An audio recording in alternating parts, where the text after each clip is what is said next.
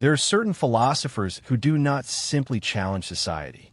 They challenge the hidden stories people tell themselves every day without even realizing it. Simone de Beauvoir was one of those thinkers. Once you truly understand her, ordinary life begins to look different. Relationships feel different. Gender feels different. Freedom feels heavier.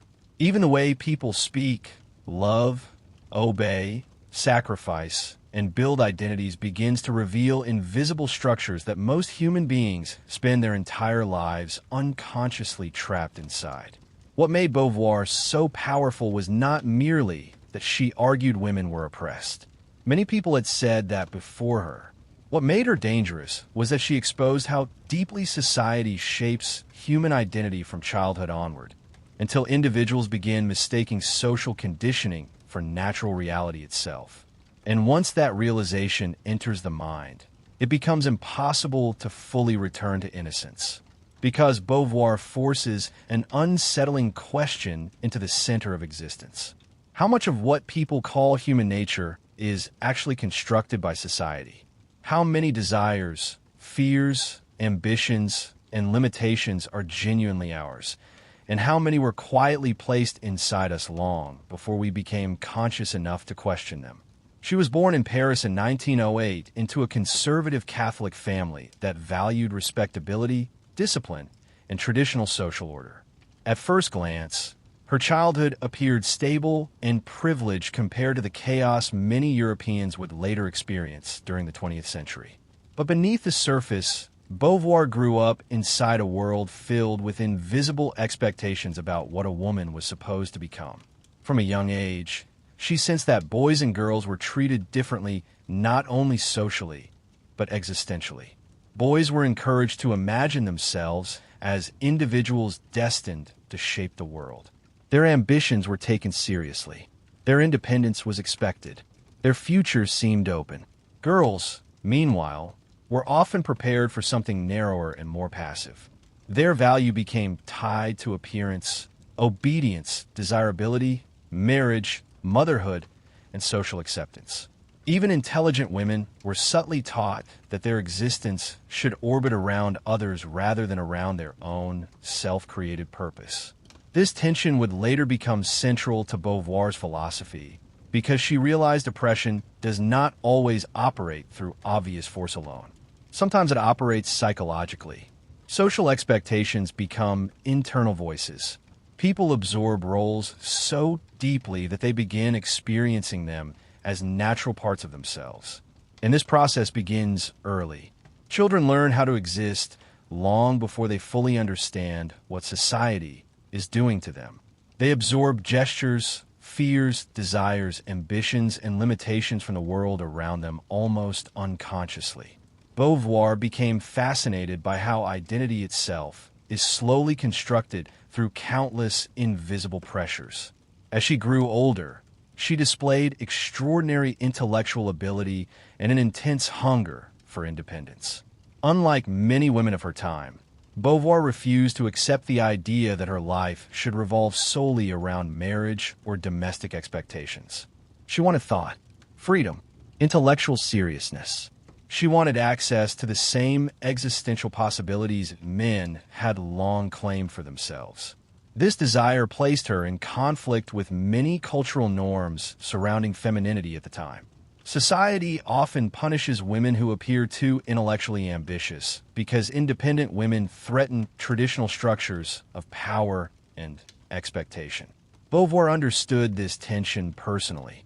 A woman seeking autonomy was often perceived not as fully human in her own right, but as socially disruptive.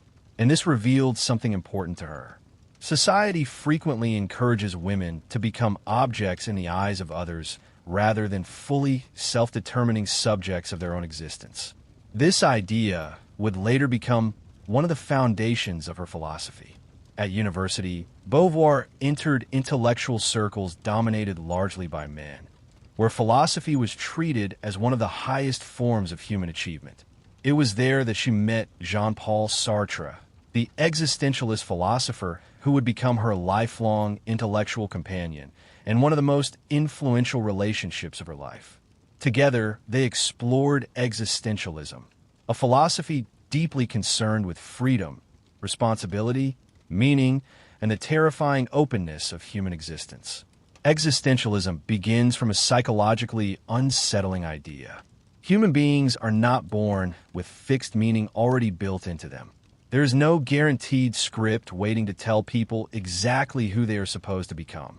Instead, individuals are thrown into existence first, and only afterward begin shaping themselves through choices, actions, relationships, and commitments. This freedom sounds liberating at first, but Beauvoir understood its darker side immediately. Freedom is frightening. To be truly free means there is no permanent shelter from responsibility. Every choice shapes identity. Every action reveals values. Human beings constantly participate in creating themselves whether they fully realize it or not. And many people try desperately to escape this burden. Some hide inside religion, social conformity, nationalism, rigid gender roles, or collective identities because uncertainty feels emotionally unbearable. Fixed roles provide safety, predictability, a script to follow. Beauvoir became increasingly aware that women throughout history had often been denied the full existential freedom men were encouraged to pursue. Society treated men as independent actors while treating women as supporting figures whose purpose was defined relationally through fathers, husbands, children, or male approval. Women were not always encouraged to become fully autonomous selves. They were often taught instead to become desirable reflections for others. This realization slowly pushed Simone de Beauvoir toward the work that would make her one of the most influential philosophers of the modern world. She began examining not only political inequality between men and women, but the deeper psychological structures beneath it. She wanted to understand how entire societies shape consciousness itself, how human beings learn roles so deeply that those roles begin to feel natural, inevitable, even biological. And this led her toward one of the most famous and controversial ideas she would ever express. A woman is not simply born, but becomes one. What Beauvoir meant by this was far more profound than many people first assumed. She was not denying biological differences between sexes. She was arguing that society builds enormous layers of meaning, expectation, behavior, and identity on top of biology until individuals begin confusing social conditioning with destiny. From childhood onward, girls and boys are often guided into entirely different emotional worlds. Boys are frequently rewarded for independence, confidence, risk-taking, ambition, and self-assertion. They are encouraged to move outward into the world, to compete, to act, to dominate space socially and psychologically. Girls, meanwhile, are often shaped toward caution, attractiveness, agreeability, emotional caretaking, self-surveillance, and social acceptance. They learn very early that being liked can become tied to safety and value. Many begin monitoring themselves constantly through the imagined eyes of others. Beauvoir understood that this process affects consciousness at a deep level. A person who spends years being treated as an object of observation slowly begins observing themselves from the outside as well.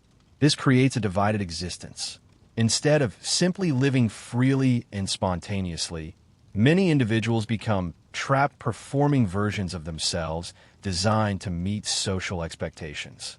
They monitor their bodies, their speech, their emotions, their aging, their desirability, their social acceptability.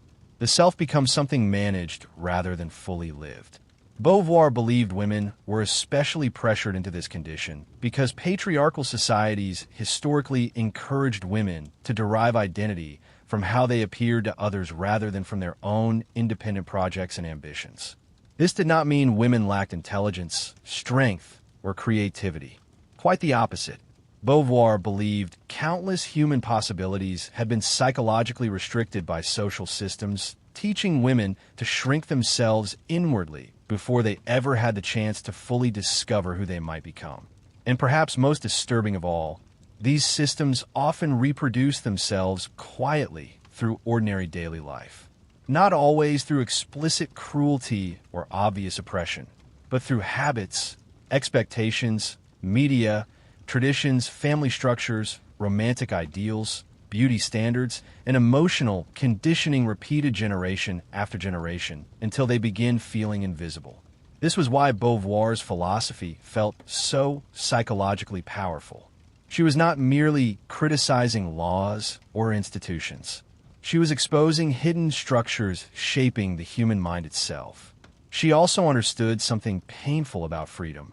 Many people fear it even while claiming to desire it, because genuine freedom comes with uncertainty, responsibility, and risk. A fully free individual cannot completely hide behind predetermined roles or social scripts. They must confront the frightening reality that life has no guaranteed blueprint. And this is exhausting. Beauvoir noticed that many human relationships become distorted by attempts to escape existential insecurity. People cling to one another not out of genuine love, but out of fear, dependency, validation, loneliness, or the desire to stabilize fragile identities. Instead of two free individuals meeting authentically, relationships can become subtle power struggles where each person tries to secure emotional certainty through the other. She was especially critical of romantic myths, teaching women that fulfillment would arrive primarily through male approval or sacrifice.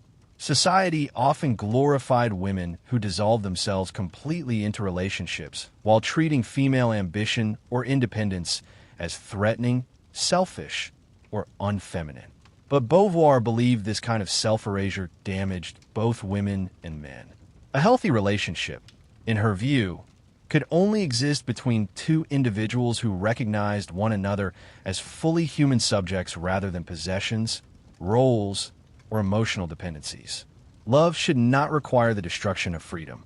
This idea made many people uncomfortable because it challenged deeply rooted fantasies surrounding romance and gender. Beauvoir consistently forced readers to confront uncomfortable truths about how power operates invisibly through emotional life itself. Even intimacy, desire, beauty, marriage, and family structures could contain hidden forms of domination and expectation. And yet her philosophy was never simply cynical. At its core was a profound belief in human possibility. She believed individuals are never completely trapped by social conditioning. Human beings always retain some capacity to reflect, resist, choose, and redefine themselves even inside restrictive systems. Freedom may be difficult and frightening, but it is never entirely erased. This was why Beauvoir valued intellectual honesty so intensely. She believed many forms of suffering become invisible because societies normalize them. People adapt psychologically to limitations until they stop questioning them altogether. Philosophy, for her, was a way of waking people up to realities hidden beneath ordinary life. As Simone de Beauvoir grew older, her philosophy became increasingly tied to the emotional realities of everyday existence rather than abstract theory alone. She understood that oppression is not experienced only through laws or institutions. It is experienced internally through shame, insecurity, self-doubt, fear of rejection, economic dependence, loneliness, aging, and the exhausting pressure to perform socially acceptable identities. This was one reason her writing affected so many readers so deeply. People recognized themselves inside it. Beauvoir had an unusual ability to describe psychological experiences many individuals felt privately but struggled to articulate. The feeling of shrinking oneself to remain desirable. The feeling of living according to expectations that were never consciously chosen. The quiet resentment that grows when a person sacrifices too much of themselves for social approval. The strange emptiness that can appear when someone spends years performing roles while losing connection to their authentic desires. She believed modern society often teaches people to fear authenticity because authenticity disrupts social order. A person who truly begins questioning inherited expectations becomes unpredictable. They may reject traditional roles, challenge authority, leave unhealthy relationships, pursue forbidden ambitions, or redefine themselves entirely. And this possibility unsettles societies built upon stability and conformity. Beauvoir also became increasingly interested in aging and mortality, especially the way modern cultures treat aging women almost like social invisibility. She noticed that societies obsessed with youth and beauty often reduce women's value to desirability, creating deep psychological anxiety around time itself. Many women are taught from an early age to experience their bodies as objects constantly judged by others, which can create lifelong insecurity and alienation from the self. To Beauvoir, this revealed another tragic dimension of human existence. People frequently become trapped seeing themselves through external eyes instead of inhabiting their own lives freely from within. This externalization damages the spirit slowly. A person begins living not according to genuine inner experience, but according to anticipated judgment. They become fragmented between who they are and who they believe they must appear to be. Yet, Beauvoir never argued that freedom meant total independence from others. Human beings are deeply relational creatures shaped by society from birth onward. The challenge was not escaping human connection, but building relationships that preserve dignity and mutual freedom rather than domination or dependence. She believed the highest form of human relationship occurs when two individuals recognize each other as equally real, equally conscious, equally free. Not as roles, not as possessions, not as emotional tools for validation, but as separate human beings sharing existence together without trying to imprison one another psychologically. This vision of freedom was demanding because it required maturity, honesty, and self-awareness. It required people to confront their own insecurities instead of controlling others to avoid fear and loneliness. And perhaps this was Beauvoir's deepest message beneath all her philosophy. Human beings often participate in their own limitations because freedom itself is frightening. To live authentically means accepting uncertainty, responsibility, and the possibility of failure. It means becoming the author of one's life rather than merely inheriting an identity from society. Most people sense this possibility somewhere deep inside themselves, which is why Beauvoir's work continues to resonate generations later. She was not simply writing about women alone. She was writing about what it means for any human being to struggle against invisible forces shaping the self. And she believed that despite all social pressure, despite all conditioning, despite all fear, human beings still possess the ability to wake up, question the roles imposed upon them, and begin becoming something more conscious and free. In the final decades of her life, Simone de Beauvoir became something larger than a philosopher. She became a symbol of intellectual independence itself. Around the world, countless people encountered her work during moments of private confusion and suddenly found language for feelings they had carried silently for years. Women questioning their roles, men questioning power and masculinity, individuals struggling with identity, love, dependency, aging, ambition, loneliness, and freedom. Beauvoir seemed to speak directly to the hidden tension between the life society expects and the life a human being secretly longs to live. What made her philosophy endure was that it never remained purely theoretical. It reached directly into ordinary experience, into relationships, into the body, into insecurity, into daily routines people rarely examine closely enough. She understood that many human beings move through life half asleep socially.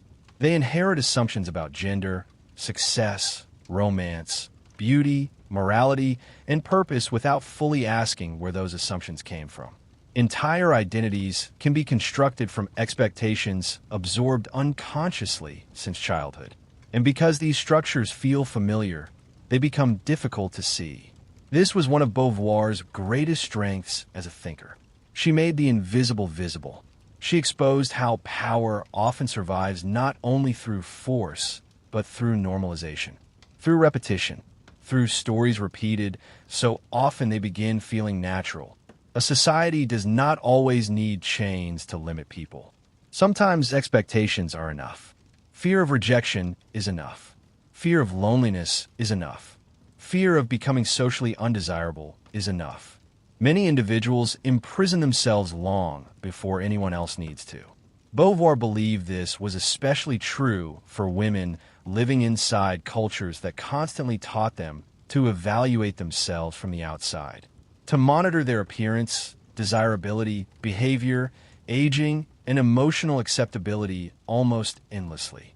Under these pressures, many women became disconnected from their own desires and ambitions because so much psychological energy was spent adapting themselves to external judgment.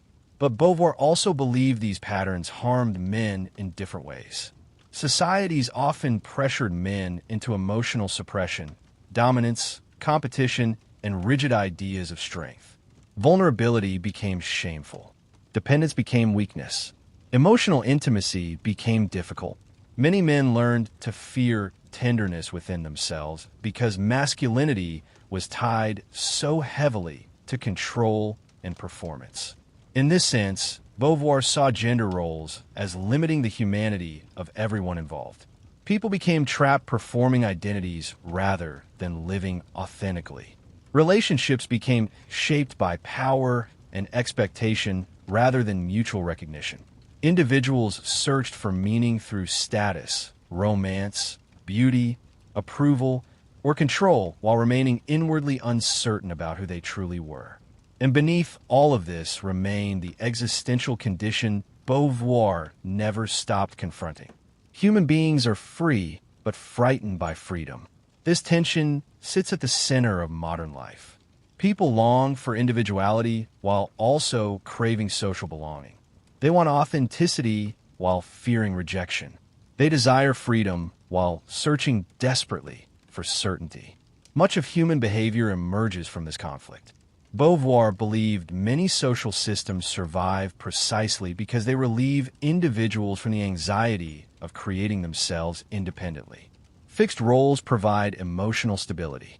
They tell people who to become, how to behave, what to value, and what kind of life will be socially rewarded.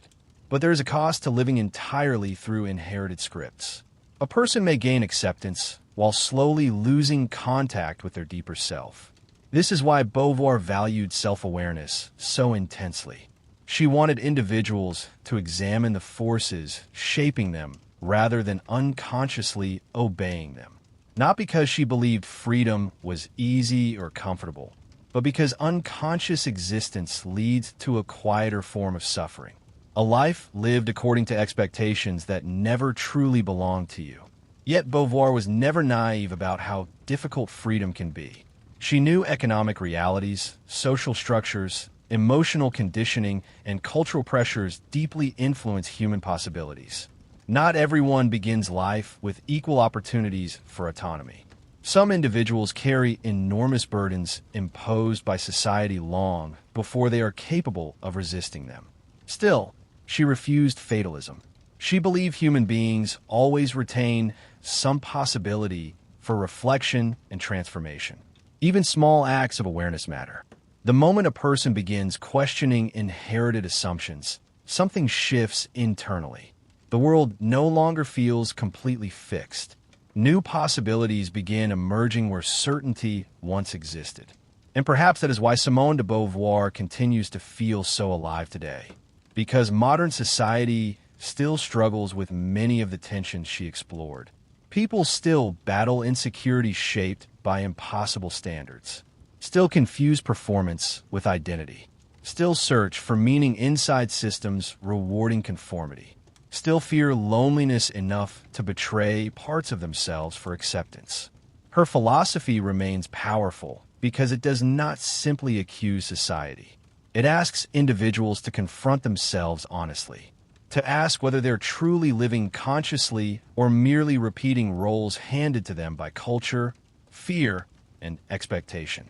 To ask whether their desires are genuinely theirs. To ask whether love in their lives is rooted in freedom or dependency. to ask whether they are becoming fully human or slowly disappearing beneath performance. And in the end, Beauvoir leaves behind neither comforting optimism nor hopeless despair. She leaves a challenge: to become awake enough to recognize the invisible forces shaping your existence, and courageous enough to begin deciding who you will become beyond them. Simone de Beauvoir begins her philosophy by confronting one of the oldest and most deeply rooted structures in human society: the way human beings transform other human beings into objects, into secondary existences defined not by their own freedom, but by the expectations, desires, and systems surrounding them. And from this starting point, her thought unfolds into a profound exploration of freedom, identity, gender, power, responsibility, and the difficult struggle required to live authentically within a world that constantly pressures individuals to become fixed roles instead of fully conscious beings. At the center of her philosophy lies the belief that human existence is fundamentally open, unfinished, and uncertain. No person enters the world carrying a predetermined essence that dictates who they must become. Human beings first exist and only afterward shape themselves through choices, actions, relationships, and projects. And because of this openness, freedom becomes unavoidable. Individuals may try to escape it, deny it, or hide from it behind social conventions and fixed identities, but they can never completely remove themselves from the responsibility of choosing what kind of life they will live. Yet this freedom is not experienced equally by everyone. She sees that societies create structures that encourage some individuals to act as subjects, as active creators of meaning and history, while pushing others into the position of objects, beings defined from the outside rather than through their own self-determination. And nowhere does she see this more clearly than in the historical condition of women, who for centuries were not treated as fully autonomous individuals, but as extensions of male existence, valued according to usefulness, beauty, obedience, reproduction, or emotional support rather than recognized as complete human beings in their own right. This leads her toward one of her most famous and revolutionary insights: that woman is not born but becomes woman, meaning that femininity is not simply a natural biological destiny, but a social construction built through expectations, education, customs, myths, and institutions that shape girls from childhood into specific roles and behaviors, gradually teaching them to internalize limitations that appear natural only because they have been repeated for generations. She becomes deeply interested in the way societies create myths around femininity, turning women into symbolic figures rather than allowing them to exist as complex individuals. Women become mothers, muses, temptresses, caretakers, ideals of purity, objects of desire. But in all these forms, they are often defined relative to men rather than as independent centers of consciousness. And this process transforms them into what she calls the other, a being positioned as secondary, different, and dependent, while man is treated as the neutral standard of humanity itself. What disturbs her most is that this condition often becomes psychologically internalized. Oppression does not survive through force alone, but through habits, emotional expectations, economic dependence, and social conditioning that shape how individuals perceive themselves. And over time, many begin accepting imposed limitations as natural truths, losing sight of possibilities they were never encouraged to imagine. In this way, domination reproduces itself not only externally through institutions, but internally through consciousness itself. At the same time, she refuses to reduce individuals entirely to victims of circumstance, because existential freedom remains central to her thought. Even within oppressive conditions, human beings retain some capacity for transcendence, the ability to move beyond given situations through action, reflection, creativity, and resistance. And this tension between freedom and limitation becomes one of the defining features of her philosophy, because she understands that human beings are always both constrained and free at once, shaped by circumstances yet never fully determined by them. She criticizes forms of thinking that reduce people to fixed essences, because such thinking denies the fluid and evolving nature of existence itself. Human beings are not static objects, but living consciousnesses constantly projecting themselves toward possibilities, constantly becoming rather than simply being, and any society that traps individuals within rigid identities suffocates this movement, reducing existence into repetition instead of open becoming. Her philosophy, therefore, becomes a defense of ambiguity, the recognition that human life can never be perfectly stable, complete, or certain. Individuals long for fixed identities because uncertainty is frightening. Yet genuine existence requires accepting instability and contradiction rather than escaping into comforting illusions. Freedom itself is ambiguous because it offers possibility while also burdening individuals with responsibility, anxiety, and the risk of failure. She sees many people attempting to escape this burden by retreating into what existentialists call bad faith, a form of self-deception where individuals deny their freedom by pretending they're merely fixed things, powerless products of destiny, biology, society, or role. A person hides behind labels, routines, or expectations to avoid confronting the unsettling reality that they must continuously choose themselves. And this escape may provide temporary comfort, but ultimately leads to a diminished and inauthentic existence. Relationships between human beings become especially complex within this framework because every consciousness desires both freedom and recognition. People want to affirm themselves as autonomous subjects while also being acknowledged by others. Yet this creates tension because individuals can easily begin treating one another as objects rather than respecting each other's freedom fully. Love, desire, friendship, and social life therefore become arenas of struggle where domination and liberation constantly intermingle. She is particularly critical of romantic myths that encourage women to dissolve themselves completely into relationships, sacrificing their own projects and identities in order to exist through another person, because such surrender destroys reciprocity. Genuine love, for her, can exist only between two free individuals who recognize and support one another's transcendence rather than reducing each other into possession or dependency. Work and economic independence also become essential to liberation because individuals who lack material autonomy often struggle to exercise freedom meaningfully. Dependence creates vulnerability, forcing people to organize their lives around survival within systems controlled by others. And this is why she views social and economic structures as inseparable from existential questions. Freedom cannot remain purely abstract. It must become livable within concrete conditions. Yet despite her critique of oppression, she does not believe liberation means escaping all limitations entirely, because human existence itself is rooted in limitation. People are embodied beings living within time, mortality, history, and social realities they did not choose. The goal is not to become infinitely free, but to create conditions where individuals can pursue meaningful projects and participate actively in shaping their lives rather than being reduced into passive objects shaped entirely by external forces.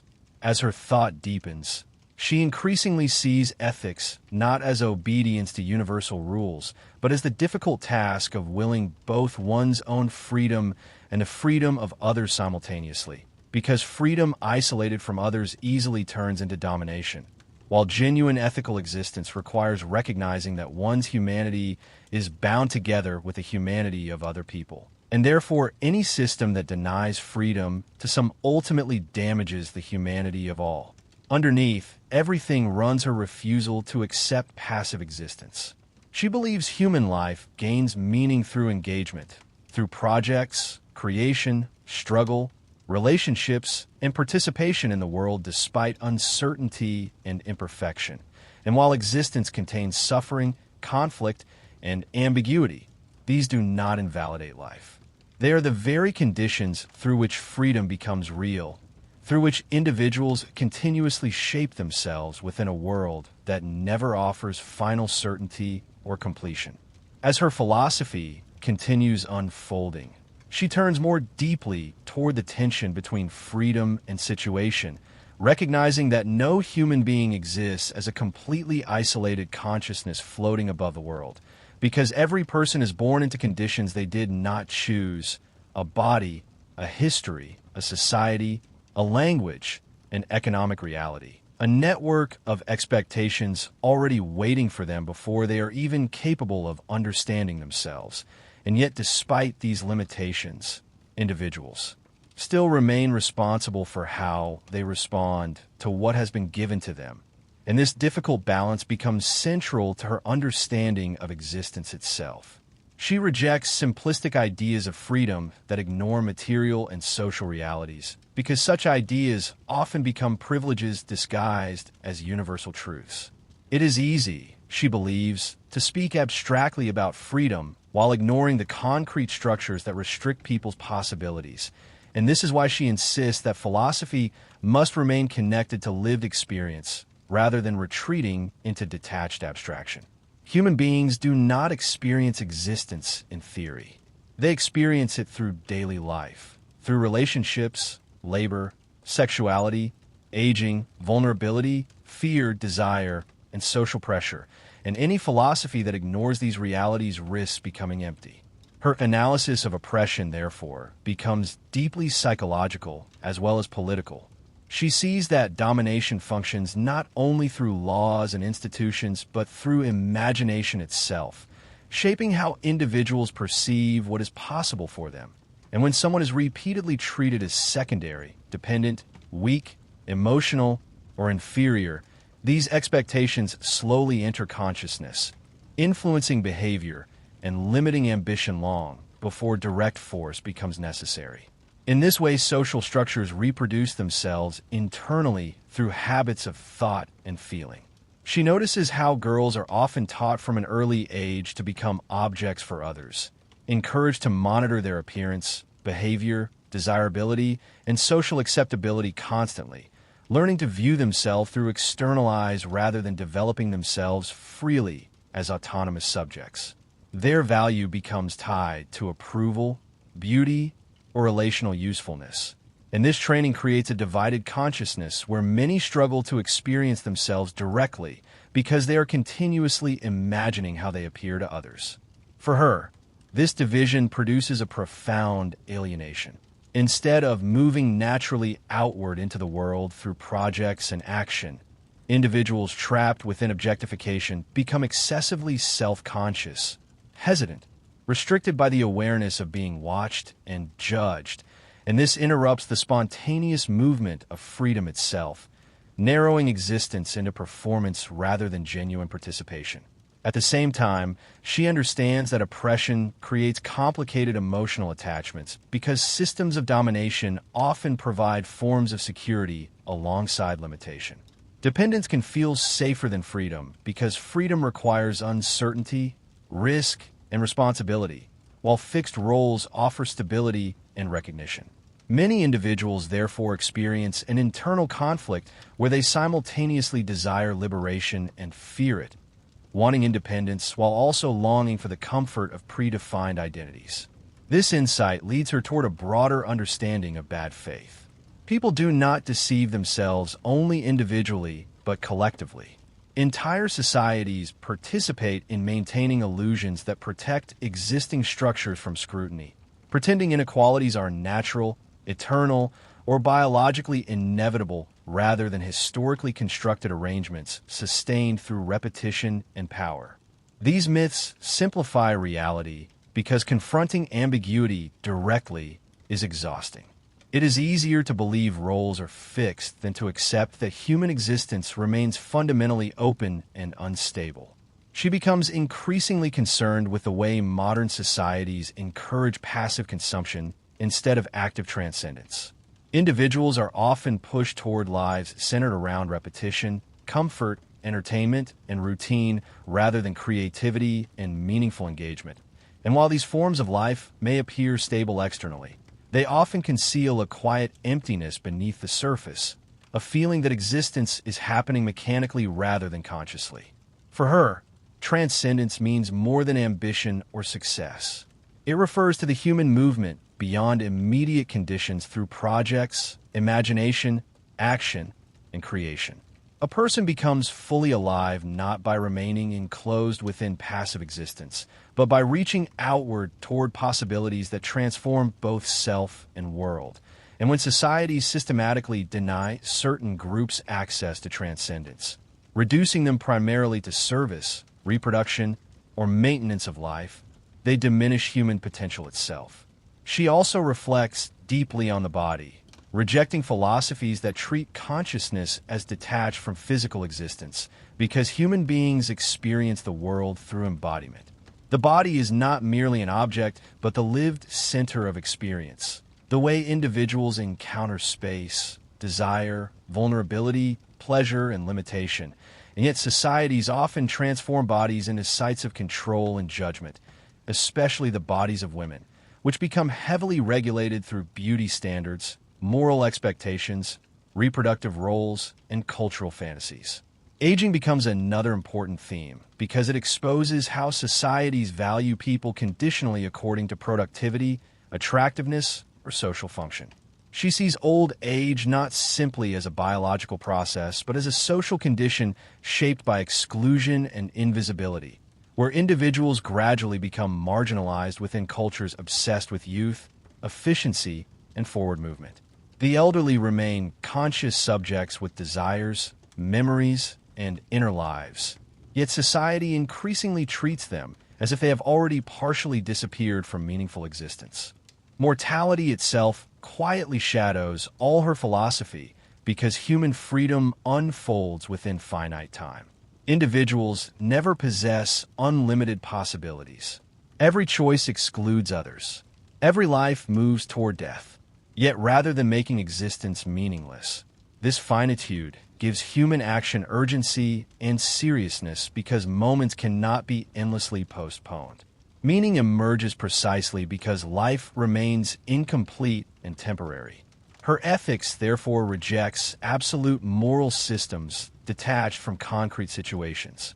She does not believe morality can consist merely of following rigid universal rules because real human life is too ambiguous and complex for simple formulas. Ethical existence requires constant judgment, sensitivity to context, and awareness of how one's actions affect the freedom of others. And this makes morality difficult because there are rarely perfect choices untouched by conflict or contradiction. Still, she insists that ambiguity must not become an excuse for passivity or nihilism.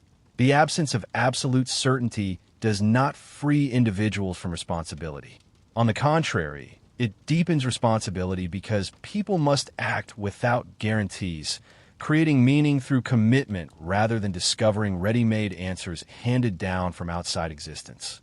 She admires individuals who embrace this difficulty honestly, who act creatively within imperfect conditions rather than retreating into resignation or cynicism, because she sees authentic existence not as purity or perfection, but as active engagement with the world despite uncertainty.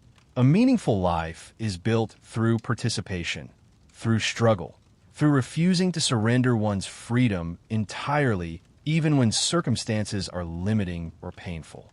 As her thought expands further, it becomes clear that she sees liberation not as the achievement of a final harmonious state, but as an ongoing process of becoming, where individuals and societies continuously confront inherited structures, internal fears, and new forms of domination.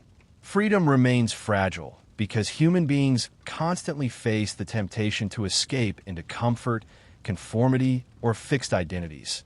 Yet the possibility of transcendence never disappears completely, so long as consciousness remains capable of questioning itself and imagining different ways of living. As her philosophy deepens further, she begins to examine more closely the emotional and existential consequences of living within a society that constantly defines human value through external standards, because she understands that oppression is not sustained only through obvious domination, but through subtle psychological processes that shape desire itself, influencing what people believe they should want, admire, fear, or become, and in this way individuals often participate unknowingly in, maintaining the very structures that restrict them, adapting themselves to expectations so thoroughly that imposed limitations begin to feel like personal choices. She becomes especially attentive to the role of culture in this process, recognizing that literature, religion, media, education, romance, and mythology all contribute to constructing images of ideal femininity and ideal masculinity that narrow the possibilities of human existence. These images appear everywhere, repeated so constantly that they begin to feel natural, and because they are absorbed from childhood onward, many people rarely pause to question them deeply. Individuals learn how to perform gender before they fully understand themselves, gradually internalizing behaviors and desires shaped by social approval rather than authentic freedom. What troubles her is that these cultural myths often encourage women toward immanence rather than transcendence, toward a life enclosed within repetition, passivity, waiting, and service rather than outward movement into independent projects and creative action. Immanence refers to a condition where existence becomes trapped within maintenance and enclosure, where a person's life revolves around preserving routines or fulfilling predefined functions instead of actively shaping the world through freely chosen goals. She does not deny the importance of caregiving, relationships, motherhood, or domestic life, but she rejects the idea that these alone should define an entire existence. Human beings require the ability to move outward toward the future, toward projects that express individuality and creativity. And when entire groups are systematically denied this movement, their humanity becomes constrained, reduced into narrow forms that suppress vast dimensions of potential experience. At the same time, she understands that transcendence itself can become distorted when detached from ethical responsibility. Freedom pursued purely as domination over others ultimately betrays itself, because genuine liberation cannot exist within relationships built upon inequality and objectification. One person's freedom cannot fully flourish through the reduction of another into an instrument or possession.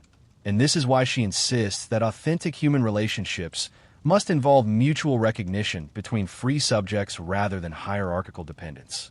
Love, therefore, becomes deeply complicated within her philosophy, because desire often contains contradictory impulses. Individuals long to merge with others emotionally while also preserving their own autonomy, and these desires can easily conflict. Many relationships become struggles for control disguised as romance, where one person attempts to secure certainty by limiting the freedom of the other, transforming love into possession rather than reciprocity. She rejects sentimental fantasies that portray love as complete self-sacrifice, because such surrender destroys individuality instead of enriching connection. Genuine intimacy requires two independent consciousnesses encountering one another without erasing difference. And this makes love difficult because it demands both closeness and separation simultaneously. To love authentically means accepting another person's freedom even when that freedom introduces unpredictability, insecurity, and the possibility of loss. Her reflections on sexuality follow a similar path. She criticizes moral systems that treat sexuality either as shameful corruption or as purely biological instinct, because both approaches reduce the complexity of lived experience. Sexuality involves embodiment, vulnerability, imagination, social conditioning, emotional desire, and power all at once. And because society structures sexuality differently according to gender, individuals experience their bodies and desires through unequal frameworks shaped by expectation and judgment. She notices that women are often taught to experience their own bodies from an external perspective, becoming hyper-aware of appearance and desirability, while remaining disconnected from spontaneous embodiment itself. Instead of inhabiting the body naturally as an active center of experience, many learn to monitor themselves constantly through imagined observation, and this self-objectification fragments consciousness, dividing the self between lived experience and performed image. Her philosophy also confronts suffering directly. She does not believe existence can ever become entirely harmonious because conflict, limitation, aging, separation, failure, and mortality remain unavoidable features of the human condition. Yet she refuses nihilism because suffering alone does not erase meaning. Human beings create meaning through engagement with the world despite fragility and imperfection. Through relationships, projects, resistance, creativity, and commitment undertaken without absolute guarantees. This is why courage becomes so important in her thought. Not heroic fearlessness, but the willingness to continue acting within uncertainty rather than retreating into passivity. Every authentic choice involves risk because no individual can fully predict consequences or secure permanent certainty. To exist freely, therefore, means accepting vulnerability instead of endlessly seeking shelter from it. She becomes increasingly critical of societies that encourage individuals to escape this vulnerability through distraction and consumption. Modern culture often offers endless entertainment, superficial aspiration, and repetitive routines that keep people occupied while preventing deeper confrontation with existence itself. And beneath constant activity, many individuals experience a quiet emptiness because they are moving continuously without truly choosing the direction of their lives. For her, authenticity does not mean discovering some hidden, fixed identity buried inside oneself. Human beings possess no final essence waiting to be uncovered. Authenticity means actively assuming responsibility for one's freedom, recognizing both the possibilities and limitations of existence without hiding behind excuses, deterministic myths, or socially imposed roles. It is a continual process rather than a permanent state. She also understands that liberation must remain collective as well as individual because isolated personal freedom cannot survive within fundamentally oppressive structures.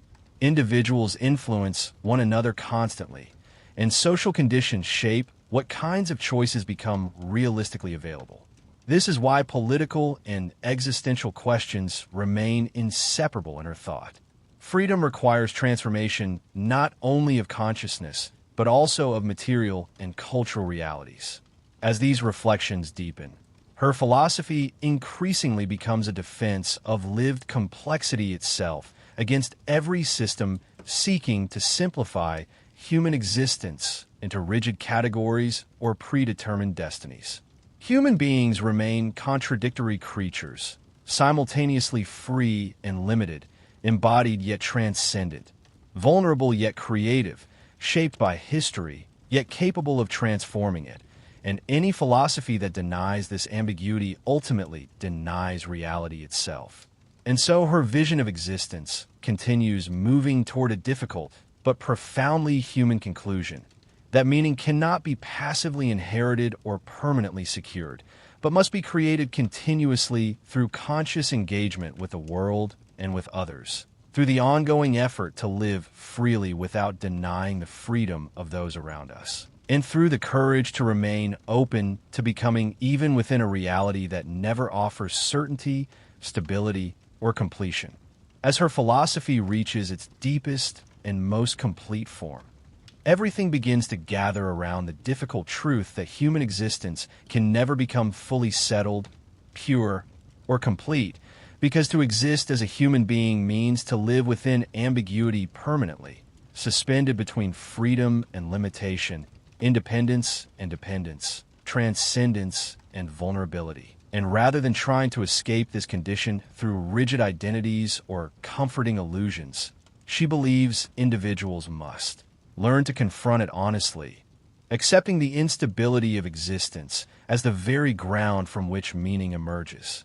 She understands that much of human suffering comes from the desire to become fixed and secure, to escape uncertainty by turning oneself into something stable and unquestionable. Yet this desire ultimately conflicts with the nature of consciousness itself, because consciousness is movement, possibility, becoming. Human beings are never finished objects. They are always in the process of creating themselves through choices, actions, relationships, and projects unfolding through time, and every attempt to deny this openness leads toward stagnation, passivity, or domination. This is why she remains deeply suspicious of systems that assign predetermined destinies to individuals, whether through gender, class, religion, tradition, or ideology, because such systems reduce living consciousness into categories, treating people as things rather than as free beings capable of transformation. A society may appear orderly when everyone accepts prescribed roles, but beneath that order lies a quiet suffocation where countless possibilities remain unrealized, where individuals slowly abandon parts of themselves in exchange for recognition and security. For her, freedom is never comfortable because freedom demands responsibility. Every meaningful choice requires individuals to confront uncertainty without guarantees, and many people attempt to escape this burden by hiding behind social expectations, claiming they had no alternative, no power, no responsibility. But she refuses these excuses entirely. Circumstances shape existence profoundly, yet they never erase the necessity of choosing how to respond to those circumstances, and this unavoidable responsibility forms the core of human dignity as well as human anxiety. She also sees how easily societies encourage resignation. Individuals are taught to adapt, conform, perform, and survive within systems that often feel too large to challenge. And over time, many begin shrinking their aspirations, convincing themselves that freedom is unrealistic or dangerous, preferring the familiarity of repetition to the uncertainty of transformation. Yet beneath this adaptation, she senses a quiet dissatisfaction, a feeling that something essential has been surrendered whenever life becomes purely mechanical or externally defined. Against this passivity, she insists upon engagement with the world.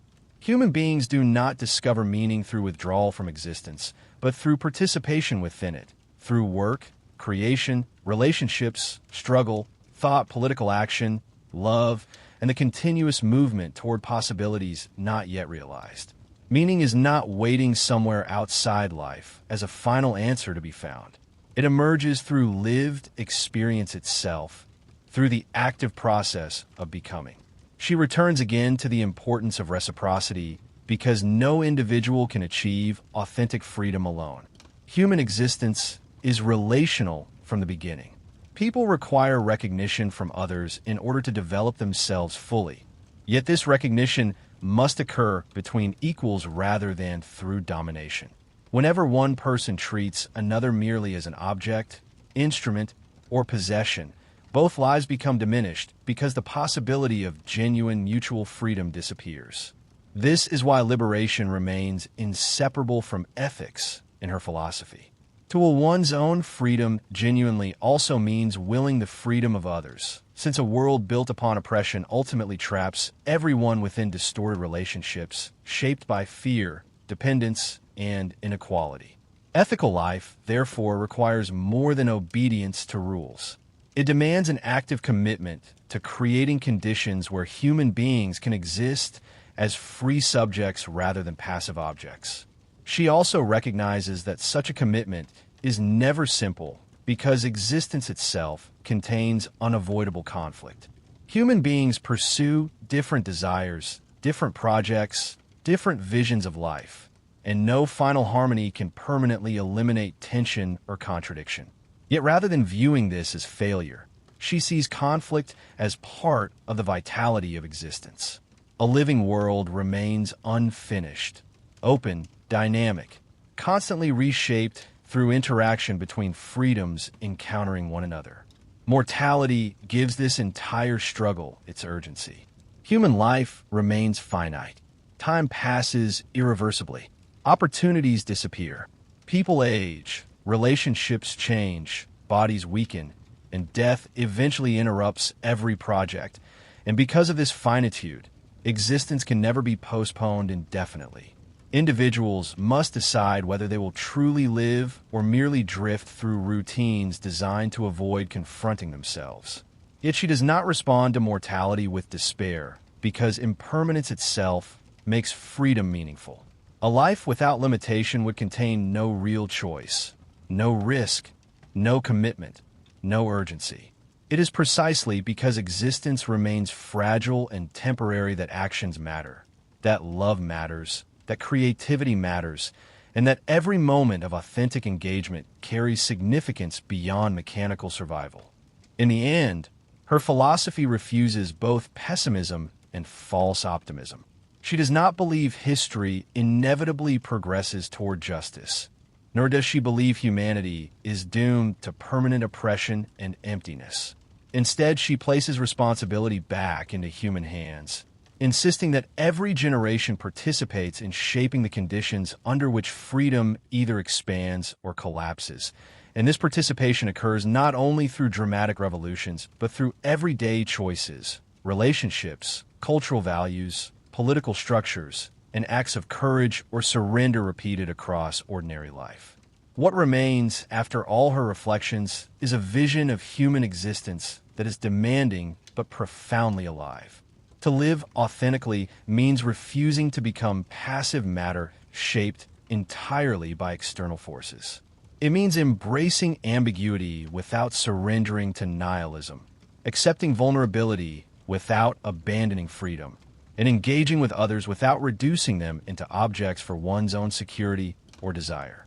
And so her philosophy leaves behind neither a perfect system nor a final certainty, but an invitation to live consciously within the unfinished movement of existence itself, to recognize that human beings are never completely defined by what the world has made of them, because they continue, even under limitation, to possess the fragile but transformative capacity to choose, to create, to resist, to love, and to become something more than what they were told they must be.